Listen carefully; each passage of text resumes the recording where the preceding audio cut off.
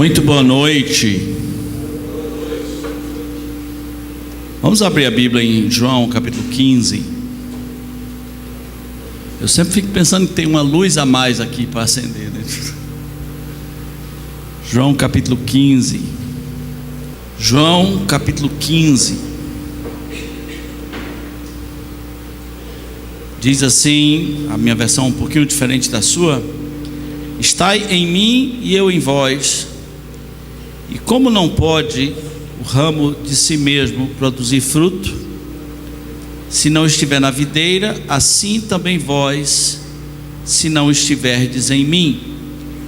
Eu sou a videira, vós os ramos. Quem está em mim e eu nele, este dá muito fruto, porque sem mim nada podeis fazer. Amém? O Senhor Jesus está dando um choque de realidade nos seus discípulos, embora eles talvez não percebam. E esse choque de realidade se estende para o resto da cristandade, por que não dizer para a humanidade também, porque nós somos ensinados de alguma maneira de que a força está em nós, de que o poder está em nós, e todo mundo de alguma maneira pensa nisso. Não precisa ser ateu, não precisa ser muito distante. A linguagem comum do ser humano é: olha, eu vivo à custa do meu trabalho, eu não devo nada a ninguém, eu não preciso de ninguém, eu acordo cedo, eu trabalho, eu sou eu me garanto, eu sou eu, depois de mim sou eu de novo. Nós achamos que porque nós temos saúde, porque nós temos inteligência, porque nós temos energia, força, talvez até criatividade, nós achamos que a força está em nós. Não é assim que é tentado a pensar uma pessoa, por exemplo, que passa num concurso. Ele pensa assim: eu sou bom, né? Eu sou bom, rapaz. Passei em segundo lugar, passei em primeiro lugar. Por quê? Porque eu sou bom. Uma pessoa que monta um empreendimento, vira um empreendedor e de repente o negócio dá certo, e ele pensa: eu sou bom. Existem milhares querendo tentar chegar aonde eu cheguei, mas eu cheguei. Por quê? Porque eu sou vencedor, eu sou campeão, eu sou um exemplo, eu tenho a força, né? Eu sou bom, eu sou eu, olhe para mim. O ser humano pensa tanto que a coisa está com ele, e isso me faz pensar naquele milionário brasileiro que chegou a estar entre os mais ricos do mundo. Qual era a posição dele no ranking mundial? Ele estava entre tantos, entre os 10, não é? Ele tinha um pouco mais grana do que eu, então ele estava, né? E eu me lembro dele dar entrevista e dizer: eu quero ir muito mais longe. Olha, se eu tivesse entre os 500 do Brasil, eu já estava quieto. Se eu tivesse entre os 100 do Acre, eu já, né? Já ia me aquietar. Mas ele estava entre os 10 do mundo, supostamente. Eu falei: eu quero mais, e eu vou conseguir. Ele dizia: vocês vão ver, eu vou conseguir. E de repente o homem despencou, né? Não está mais entre os 8, nem entre os 20, nem entre os 50, virou piada, foi preso, suas ações despencaram. Tem coisa mais desesperadora do que um milionário ver no computador suas ações despencando? E perdi milhões em minutos. Tem coisa mais desesperadora? E mais 15 milhões. E 1 bilhão, meu pai. Espera aí que eu vou ali me matar, né? Ele pensou que ele podia alguma coisa. Ele não pode nada. Os discípulos de Jesus podem ser tentados a pensar de que eles podem alguma coisa. Aliás, um deles deixava isso bem claro em alto e bom som, não é? Quando o Senhor Jesus falou a Pedro dos perigos e da possibilidade de ele, Pedro, negar tudo, negar o Senhor. A resposta de Pedro é: isso não vai acontecer. Por quê? Porque eu sou bom. Eu me garanto, isso nunca vai acontecer. Ele só faltou chamar Jesus de doido, né? Senhor, isto nunca vai acontecer.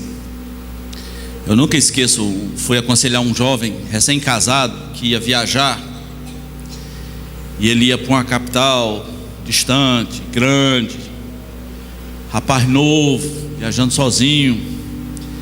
Eu falei para ele: irmão, você sabe como é que é a vida de cristão, né? Você sabe que às vezes, assim, tipo, estou fazendo nada, você também longe de casa, né? Mais de uma semana, a Minorlândia, essas coisas, né? Então, eu falei para ele: você sabe dos cuidados que você tem que tomar. A resposta que ele me deu foi: pastor, eu confio no meu taco. Você não faz ideia da desgraça que virou a vida daquela criatura, não é? Eu confio no meu taco. O que Pedro disse para Jesus é: Senhor, eu confio no meu taco. Por quê? Porque eu sou o Pedro. Então, pessoas como Pedro, eles pensam assim: eu vou ser fiel. Por quê? Porque eu vou.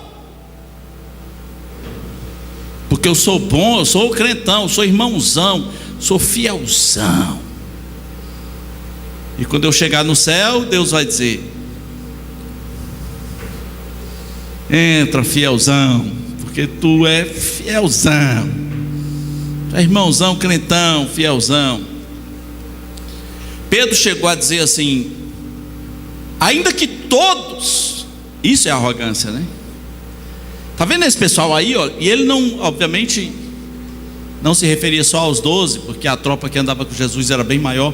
Ainda que todos estes, João, Tomé, Madalena, essa outra aí, essa outra Maria, esse pessoal aí todinho, ainda que todos esses, Senhor, sou discipulão. E Jesus disse: Pedro, Satanás me pediu para te peneirar como trigo, mas eu vou orar para que a tua fé não desfaleça. E aí vocês sabem o que aconteceu. Nós precisamos levar muito a sério esta palavra: sem mim nada podeis fazer. Nada. E há alguns campos da vida onde precisa ficar bem claro. Nós precisamos ter a consciência: gente, eu não sou nada aqui. Eu não garanto nada, eu não sou nada. Eu tenho um pastor, um colega que, quando ele começou o ministério, a igreja dele crescia muito. E tornou-se uma referência, documentada em livros. Aquela igreja foi muito importante para mim. E ele disse que um dia a esposa dele chegou do lado e falou assim, chegou do lado dele e falou: isso que está acontecendo, é bom que você entenda uma coisa, isso não tem nada a ver com você. Esse é um dos primeiros campos em que a gente precisa pensar: olha, o homem sem o Senhor não pode nada. Um dos primeiros campos é o campo ministerial. Tem pastor que se acha, não é? Tem pastor que as coisas começam a acontecer seu ministério começa a virar uma influência e ele tem certeza que é por causa dele. Ele jura que é por causa dele. Tem pregadores que pregam muito bem e eles podem pensar: eu sou bom. E talvez qualquer bom pregador precisasse responder as seguintes perguntas: quem te deu a voz? Você seria bom se ficasse sem voz? Uau! Quem te deu esta voz? Quem te deu as habilidades, a criatividade, a capacidade de abstração que você tem? Quem te deu? Imagina que você perdesse a voz e quando voltasse você fosse fanho e gago.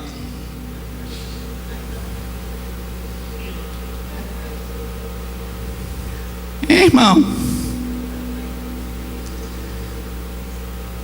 você ainda diria: oh, bom? Cadê o bom agora? Quem te dá tudo,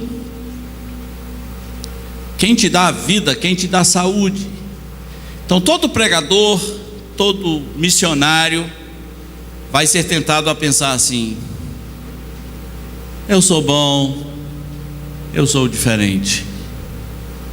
E Deus podia dizer para ele, como disse ao louco da parábola: louco, esta noite pedirão a tua voz.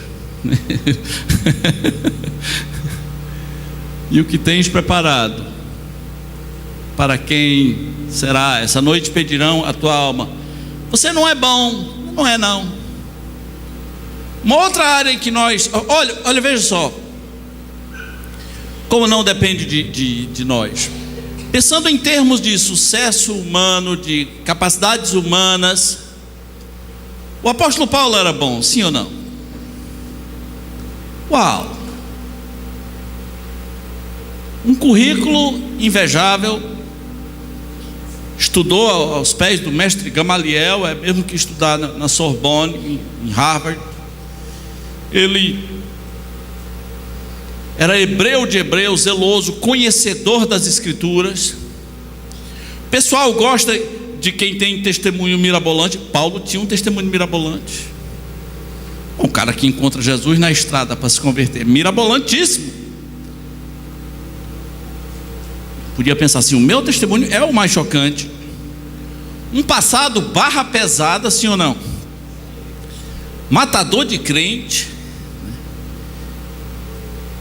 Um homem com um chamado muito especial. Você sabe qual era o público-alvo para o qual Paulo foi chamado? Ele disse: eu fui chamado para pregar aos de nobre nascimento. Eu fui chamado para pregar aos de nobre nascimento. No mundo grego, nobre nascimento no mundo grego era a elite.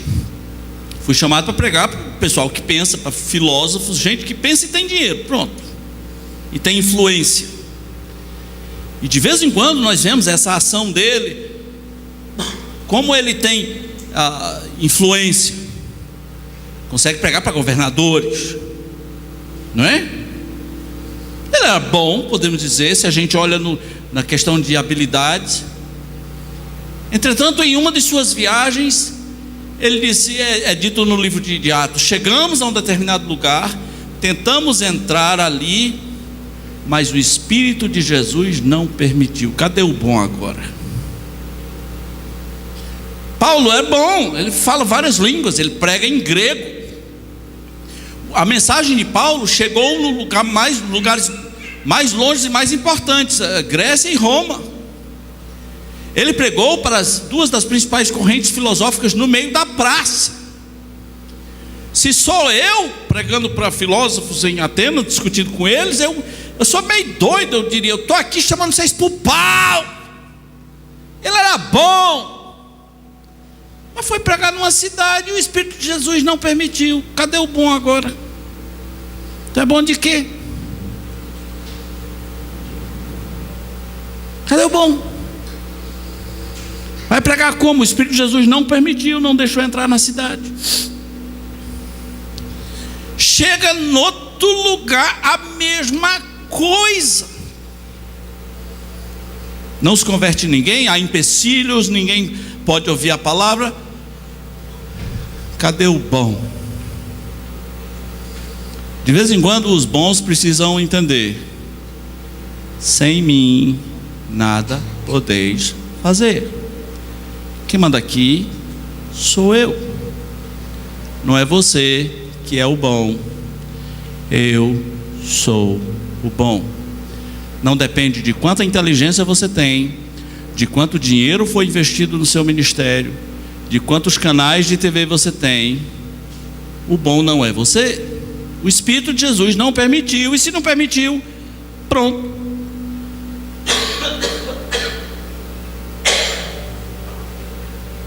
Como diria a nossa ex-presidente, me engasguei comigo mesmo.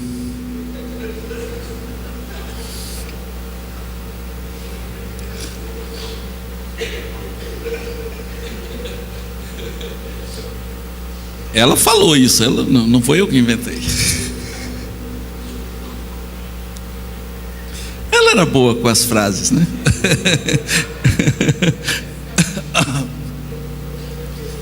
Então, cadê o bom?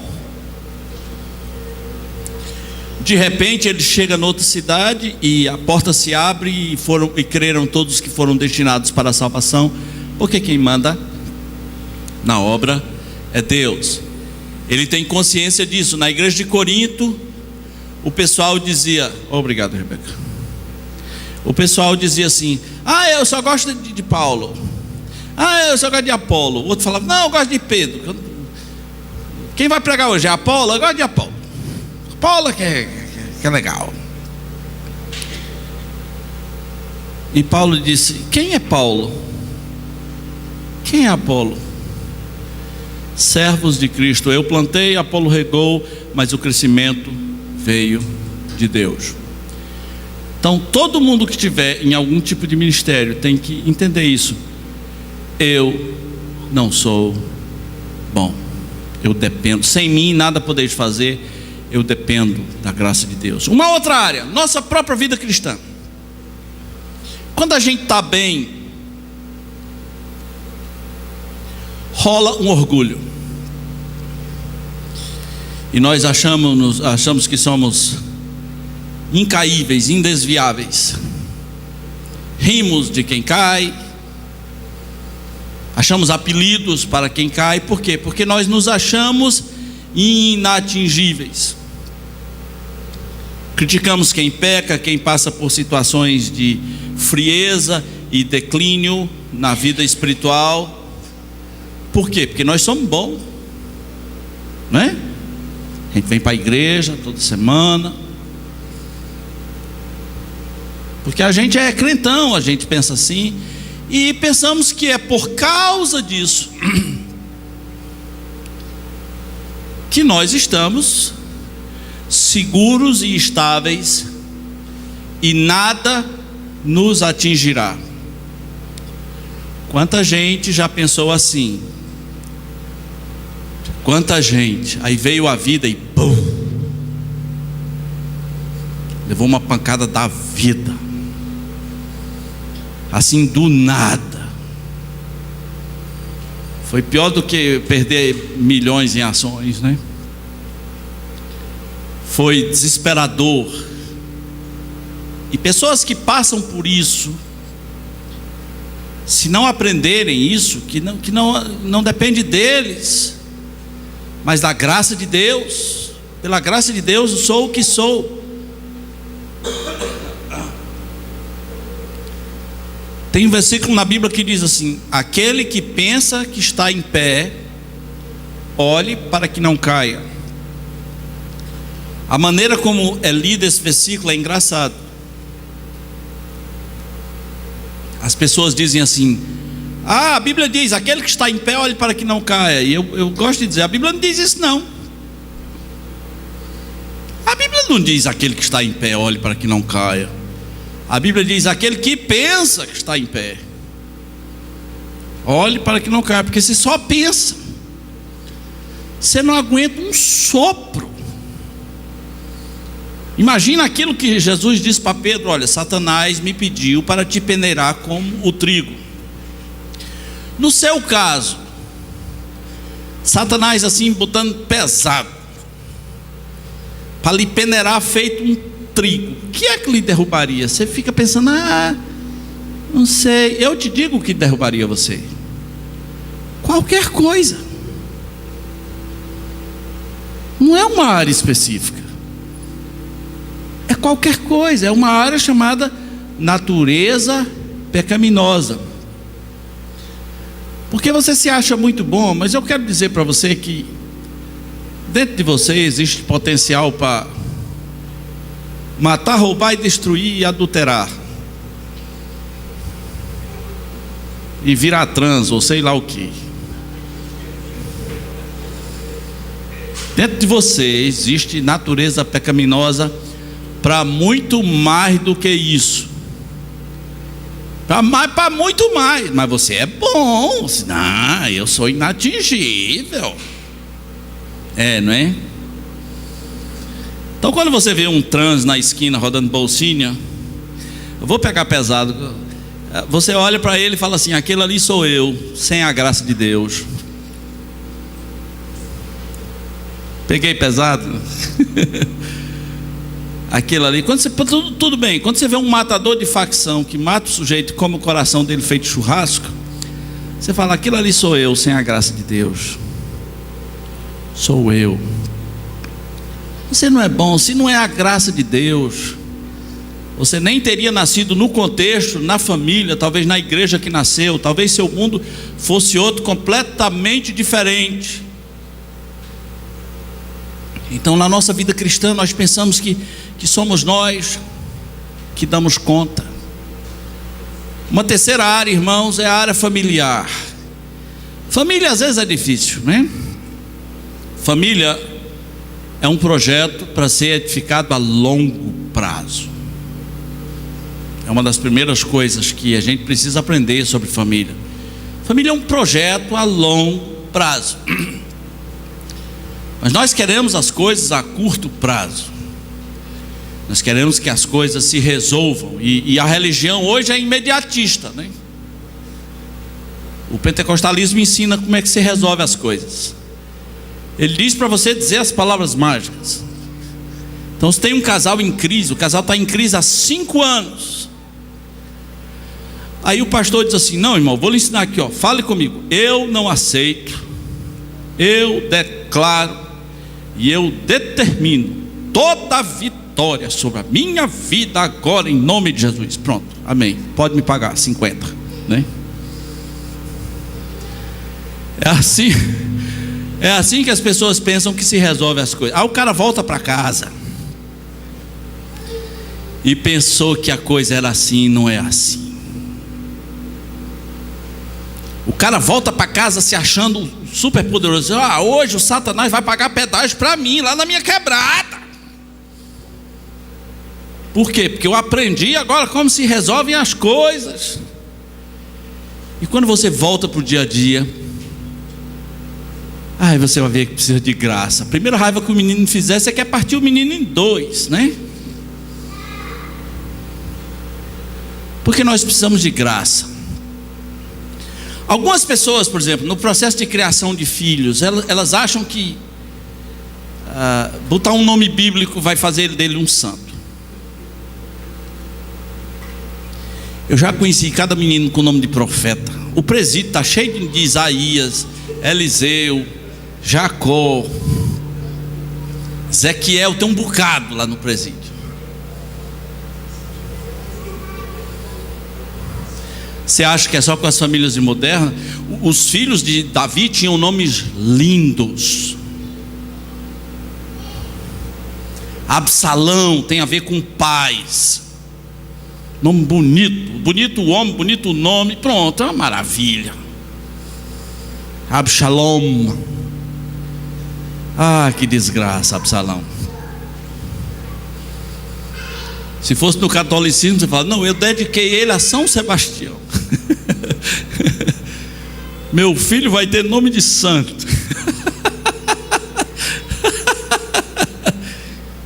Essas coisas não têm poder em si mesmas. Família é um projeto a longo prazo. E precisamos de graça. Muita graça. Você acha que os seus problemas familiares são diferentes das outras pessoas, né? É porque você não convive com as outras pessoas. Você não convive. Nós sempre temos a tendência de achar que a família do outro é melhor. E o pessoal lá da outra casa diz, então leva para tu, né? Leva para tua casa. Quantas vezes eu já não ouvi isso sobre casal, né? Casal no auge do estresse, o marido fala sobre a mulher, pastor, isso aqui ninguém conhece não, pastor.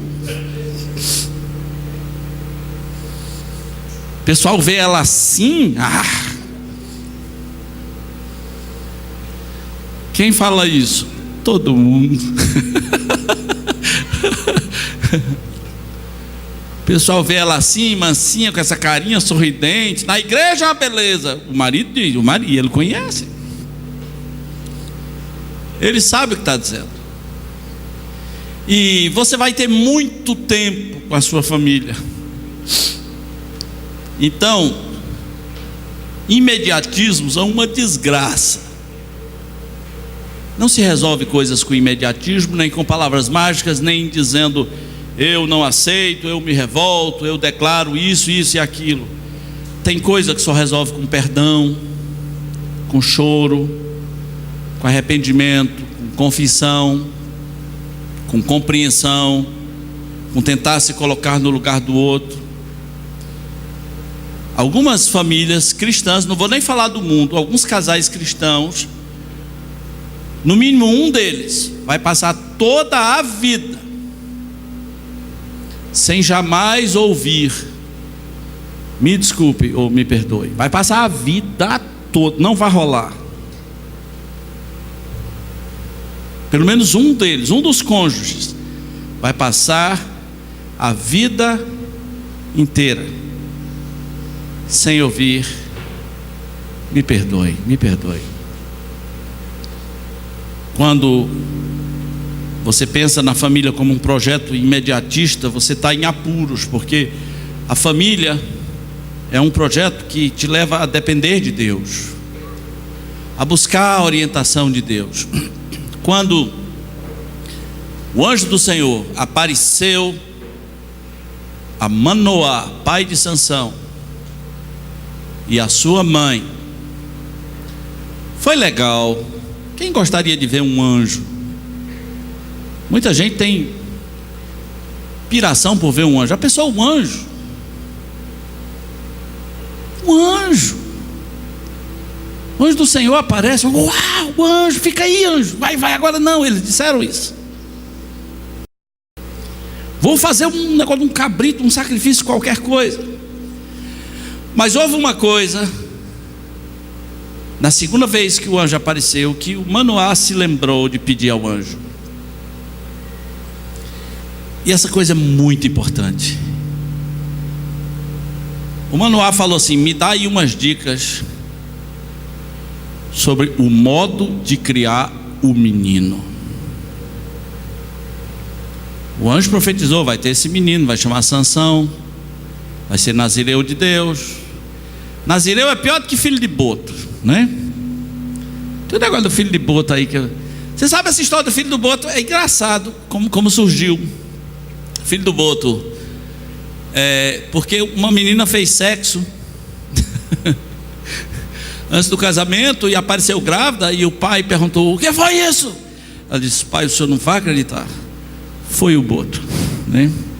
E aí surgiu a história do filho de boto.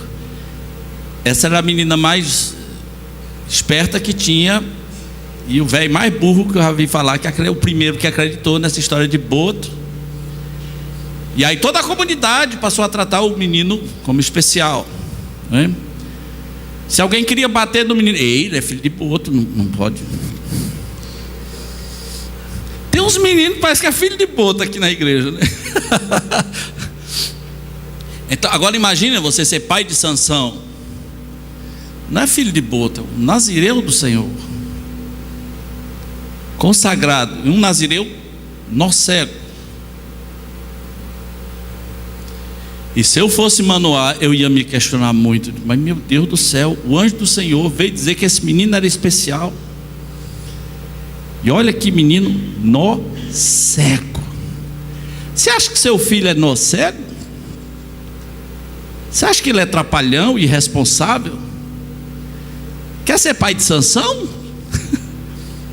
Sansão tinha uma raiva, quebrava os portões, botava fogo nos rabos das raposas e soltava elas dentro da lavoura dos filisteus, só para ver a lavoura pegar fogo. Ele é Sansão.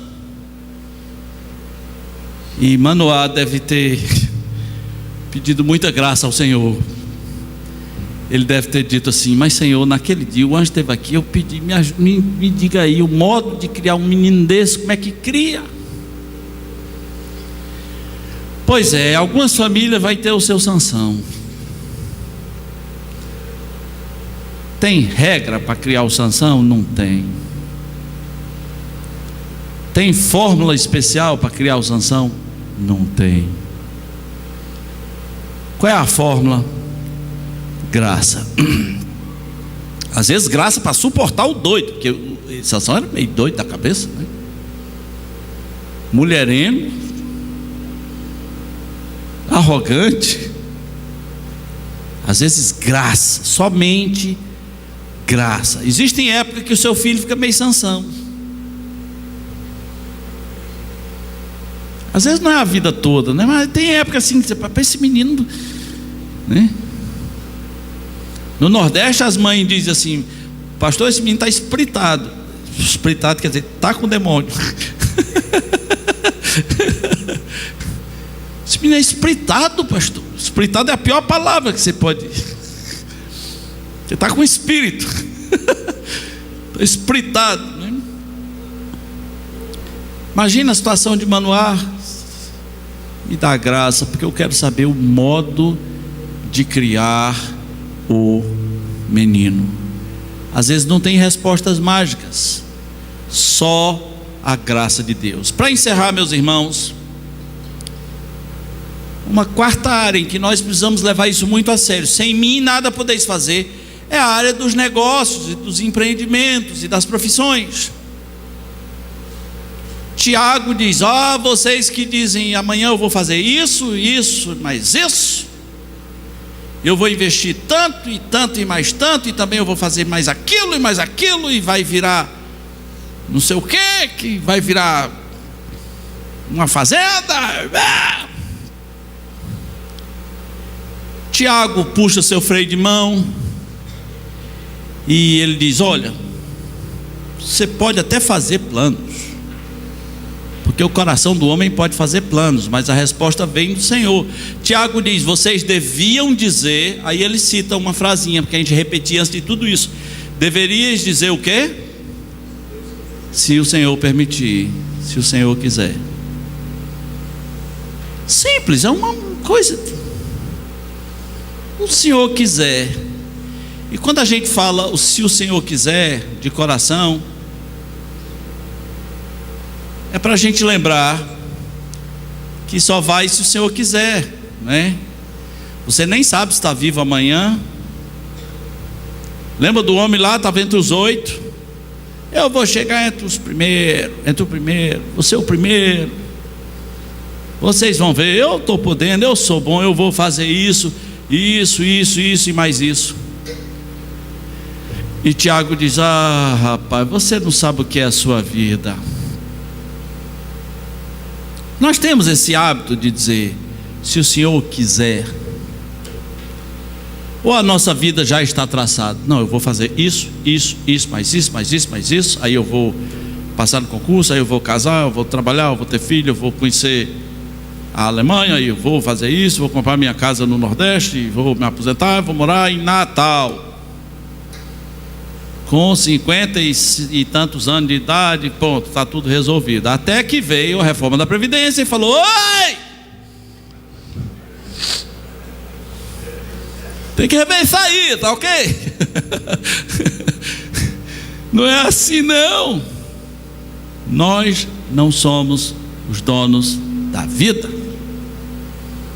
Nós não mandamos em absolutamente nada.